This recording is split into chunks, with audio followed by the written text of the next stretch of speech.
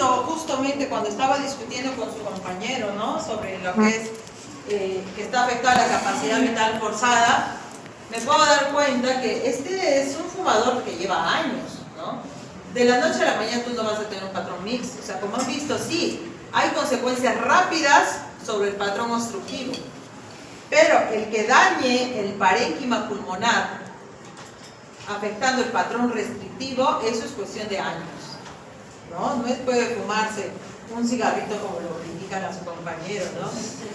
Sí, al menos que se fume una cajetilla diaria, ¿no? Pero de todas maneras es tóxico, de todas maneras se mete, ¿no? Pero sí es cuestión de años. Entonces, el fumador es frecuente, lleva años evidentemente, pero efectos inmediatos generan vasoconstricción. Ustedes lo han señalado por diferentes vías.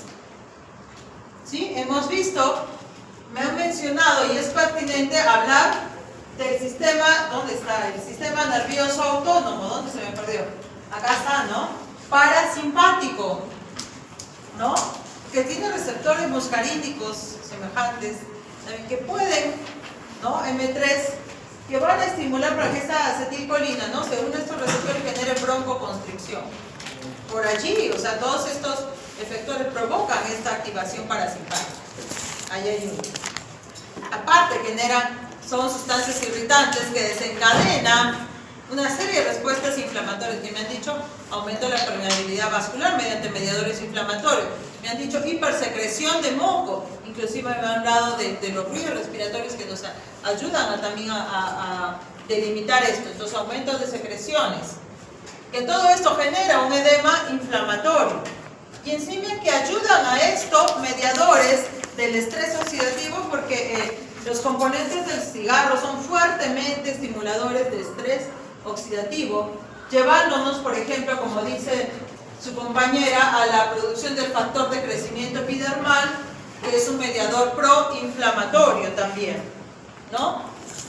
Entonces, ese aumento de secreciones, ese edema inflamatorio, esa respuesta parasimpática también estimulada, nos ha llevado a esta broncoconstricción bien marcada.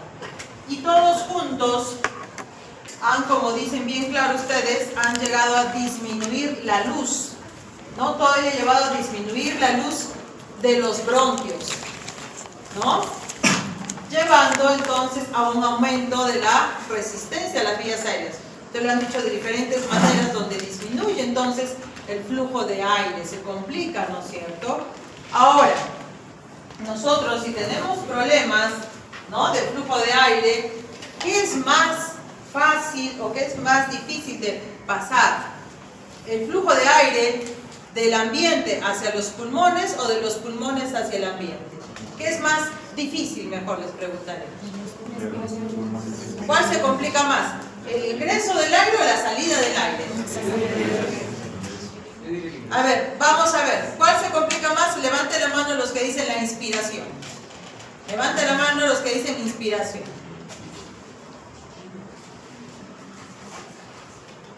Inspiración. Bajen la mano. Levanten la mano los que dicen expiración. O sea que hay unos cuantos que dicen no saben, no opinan. Una minoría. Está bien. Ligeramente hay una tendencia hacia la expiración. Expiración. Es que fíjense bien. Se entró el aire. Con solo fácil. Puede descender. ¿Sí? Simplemente por gravedad también te va a ayudar la gravedad a que baje y se distribuya. Y es una sola vía. Luego se ramifica, entonces va pasando el aire. Ahora, sacar de cada una de las vías contra la gravedad y poder expulsar el aire, teniendo en cuenta que al principio es una respiración, una expiración pasiva, y necesitas de todas maneras la ayuda de músculos accesorios para sacarlos. ¿Sí? O sea, normalmente esto es activo. Tienes toda la ayuda, tienes la gravedad a favor, tienes el número de vías a favor, tienes todo a favor para la inspiración. Pero para lo que no tienes a favor es sacar de cada uno de los recónditos lugares de los sacos alveolares todas las ramas y llevarlo hacia afuera. Dime. Doctora, yo creo que ambos podríamos clasificarnos en la misma vía. Ya que en la inspiración sí es cierto que tenemos que ganarle a la presión que hay en el ambiente para que el aire logre salir. También en la inspiración es el trabajo de los músculos que se usa para que el aire logre entrar. Y que en la inspiración normal no se usa ningún músculo, solo el aire sale. Y también pues, la inspiración también está afectada por la presión atmosférica. Por eso en lugares de mayor altura hay menor presión atmosférica y el aire entra con más dificultad. Ahí es otro factor ambiental. Si te das cuenta, ahí no has modificado el factor de la persona, el paciente, sino estás modificando el factor ambiental. Y por eso la inspiración se complica, porque hay una variación del factor ambiental. Ahora aquí no. El factor ambiental no es el que se opone, es la constitución de la persona, ¿no? La situación de la persona. Y en este caso, tú mismo lo has dicho, la inspiración tiene la ayuda de los músculos. La inspiración no tiene la ayuda de los músculos. Encima, tu argumento me acaba de dar la razón.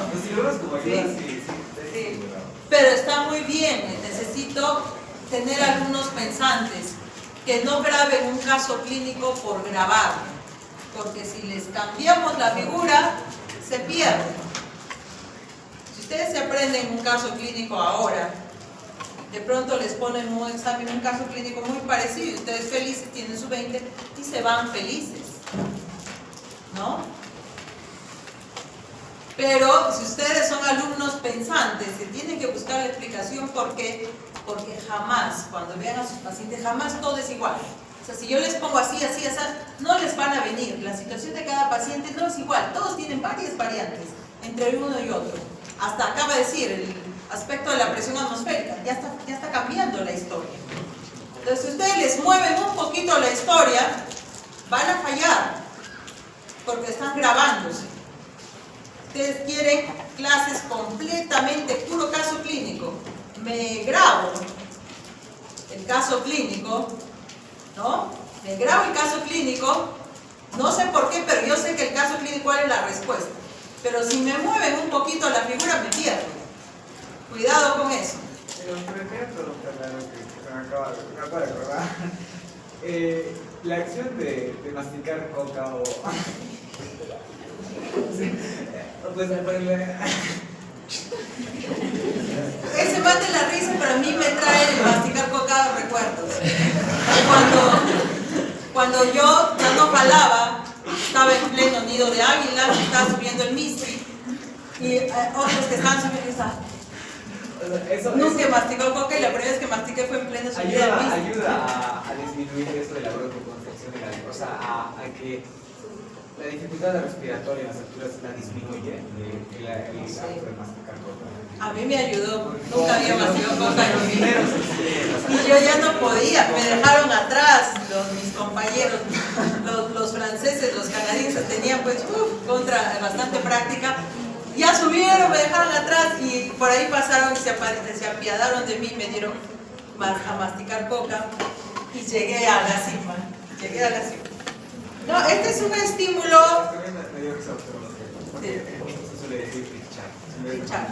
Y ese es el término. Es el término. Es que allí, justo una de las diapositivas habla del otro efecto simpático. El efecto simpático para la broncodilatación. Allí estamos hablando de efectores simpáticos que nos ayudan con la broncodilatación. Eso ayuda a aumentar la ventilación. Y al aumentar la ventilación, mejora tu ventilación pulmonar, mejora pues el ingreso de oxígeno. Y eso te favorece. Es un momentáneo, pero sí te puede favorecer. Entonces, eso sí podría favorecer por la estimulación simpática momentánea, ¿no? Pero podría favorecer. Una broncodilatación.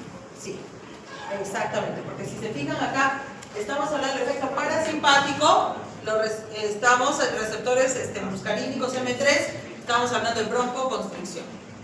Y para favorecer una mejor ventilación, hablaríamos de una broncodilatación, ¿no? ¿Se acuerdan? Broncodilatadores, cuando se estrechan, ¿no? Por asma, alergia, que también menciona, se estrecha, las vías se cierran. Entonces, lo que buscamos es un broncodilatador, ¿no? Para paliar este problema. ¿Ok?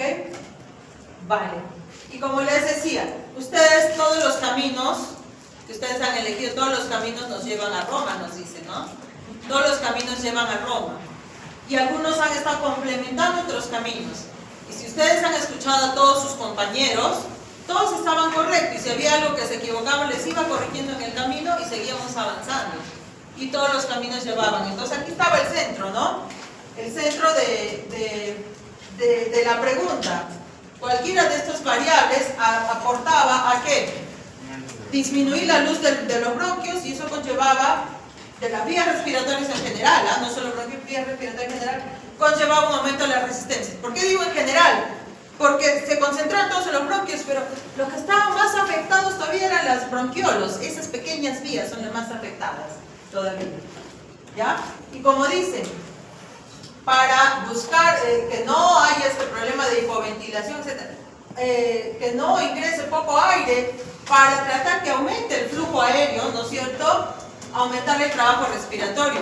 Y comentaron sus compañeros, además de los músculos base, ¿no?, para la respiración, que era pues el diafragma, intercostales externos, ¿no es cierto? Ahí se aumentaba. En la inspiración, ¿cuáles aumentamos? Escalenos, serratos y esternocleidomastoideos, ¿no es cierto? Y en la expiración, han visto, claramente hay parámetros que dicen que hay una expiración forzada.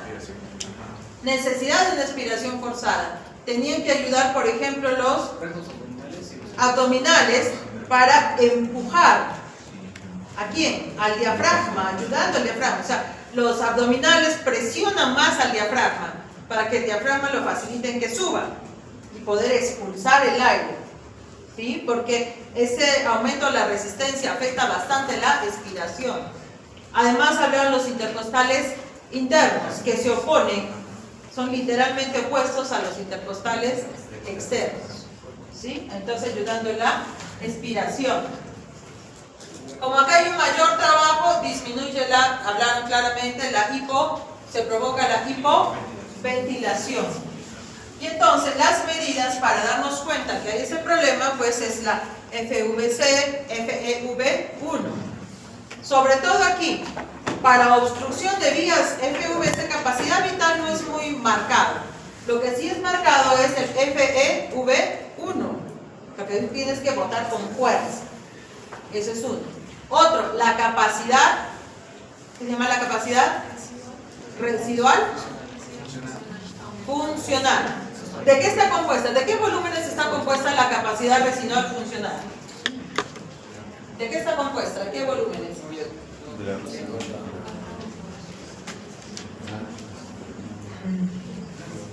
¿De qué está compuesta la capacidad? Vamos. Capacidad residual funcional. ¿De qué volúmenes está compuesto? Hemos hecho la clase pasada. Volumen corriente no. ¿Cuál? Y el respiratorio. ¿Cuál? La residual y la reserva respiratoria. Volumen de reserva expiratoria. Y aire residual. Obviamente el aire residual no se modifica mucho, ¿no? Lo que más se modifica es el volumen de reserva expiratoria. Y es allí donde justamente participan los músculos accesorios para aumentar ese volumen de reserva expiratoria. Ayudan, ¿no?, con este problema. ¿Ok? Y desciende, ¿no?, la presión parcial de oxígeno. Y desciende también esa relación ventilación-perfusión. No sé, no leen, pero abajo dice, disminución de la relación, ¿sí, no? No estoy viendo mal. Sí, está bien. Disminuye la relación ventilación-perfusión. Cuando disminuye la relación ventilación-perfusión por debajo de ¿cuánto? 0,8. ¿Cuál de los dos se ve alterado? ¿Por qué disminuye? ¿Cuál baja? ¿Seguro? ¿Sí? ¿Baja la ventilación? Sí. ¿Sí? Ya. Ok. Listo. Y ese descenso a la presión parcial provoca, como hemos visto, también han hablado, hasta llevarnos a una hipoxemia inclusive, ¿no? Puede llevarnos a puede ocasionar cianosis si es bastante marcada. ¿Sí? Sí. Puede ocasionar. Normalmente no. Eso, una cianosis se ocasionaría por el humo de otro, ¿no? Como el monóxido de carbono, si es rapidísimo. En este caso, poco a poco puede ser. Pero esta cianosis puede ser temporal, ¿no? Por este humo, ambientes cerrados, sí puede ocasionar. No sería generalizada, sería aislada en diferentes partes. Afectos, ¿no? La cianosis solo se da en la coloración azul, por eso no sería generalizada, como por ejemplo, no sé, una anomalía de reloj, no sería por eso ya hablo justamente de humos tóxicos más fuertes sí generan una cianosis. Sí. Pero en este caso tendría que ser muy marcado, un ambiente cerrado, todo para que genere esto. Pero esa reacción es porque no hay oxígeno, ¿no? Eso es porque no hay oxígeno, por la competencia de otros gases que ganan el oxígeno. Una vez en un video por ahí vi que había un minero que vivía en una zona donde había mucha plata y toda su familia obtuvo una coloración azul en su piel. ¿Qué tendría que ver con la cianosis? Por el cianuro. Claro. El cianuro. Por eso se llama cianosis. La cianosis es exactamente porque el cianuro bloquea la cadena respiratoria. Y el cianuro lo tenemos, justamente los mineros lo utilizan, los informales. Ya la minería formal ya no usa cianuro. La minería formal ya no usa cianuro, pero la gente no entiende.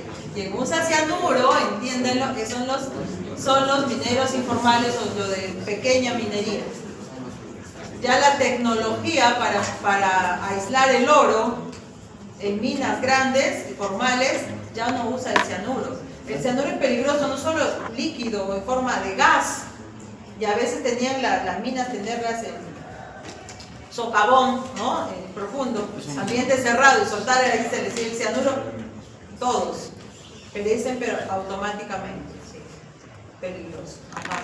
Tampoco el mercurio, ya el mercurio es para los más informales, los que tenemos aquí en ¿no? Carabelí, en Puno, ahí usan todavía mercurio también.